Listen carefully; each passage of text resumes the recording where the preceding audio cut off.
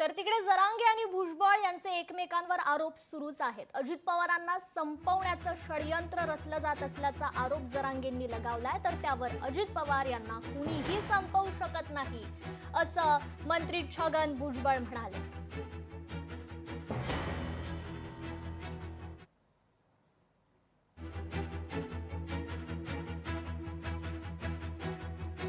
त्या बैठकीत मानला जाऊन होतो।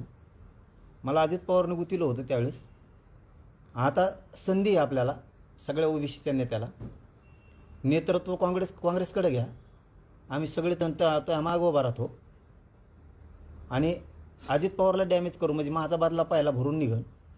आणि फडणवीसची सुद्धा तुंबडी बंद होईल। तुंबडी या शब्दाचा अर्थ मला नाही कळाला, त्याची सुद्धा बंद होईल। पण आपला घाव ओबीसीचा कळून देऊ नका अशा स्वरूपाचा आपण चालवा। मी मुंडेला सुद्धा याच्यात उठवलंय असं त्यांचं तिथं काहीतरी खाजगी चर्चा झाली आणि ही लोकात चर्चा आहे।